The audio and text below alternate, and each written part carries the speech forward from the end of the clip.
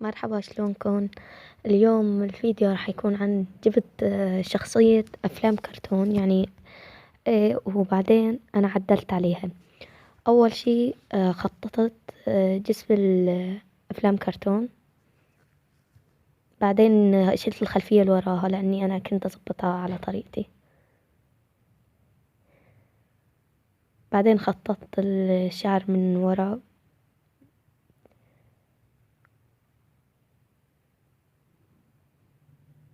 حددت الجسم ولونته باللون اللي أنا بدي إياه لأني ما عجبني لونه. حددت كمان الدم وسويته على اللون اللي بدي إياه.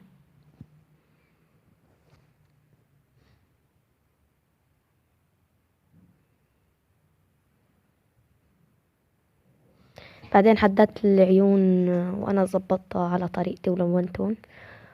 وراح ألونهم أنا باللون يعني اللي بيعجبني لأني لون العيون ما كان كتير، كان باهت يعني.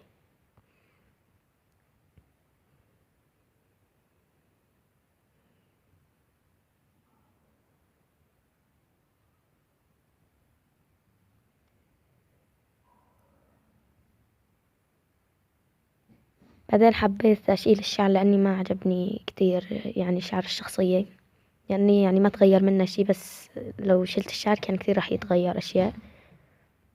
بعدين أنا ظبطت له شعره ولونته أزرق لأني اللون كتير حلو طلع. بعدين عدلت التفاصيل أكتر وظبطت الوجه والتفاصيل.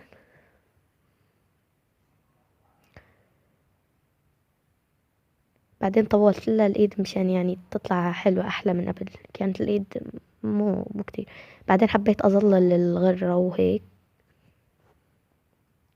حبيت أظلل الشخصية، طلعت كتير حلوة.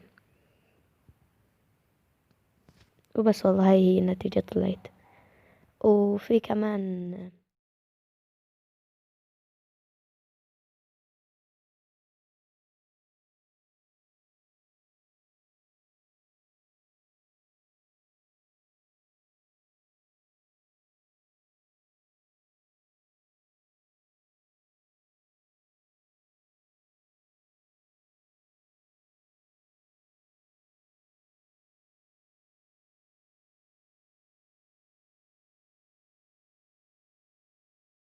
وفي كمان سويت تعديل على صورة تانية، جبت ايموجي اتنين، ايموجي حزين وايموجي سعيد. أول شي حددت الايموجي وجبت الايموجي الحزين السعيد عفوا وحطيته فوقه. طبعا انا عدلته كتير بس يعني ما كان بيتعب شوي، بس عادي.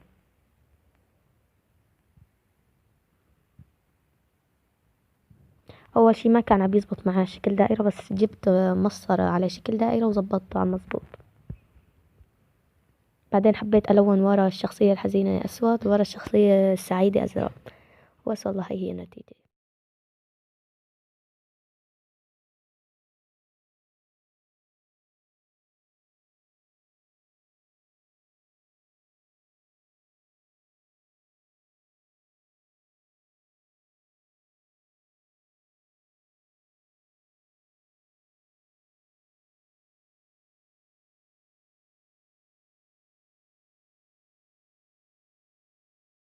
بس والله هي النتيجة. اتمنى تشتركوا بالقناة وبس، باي.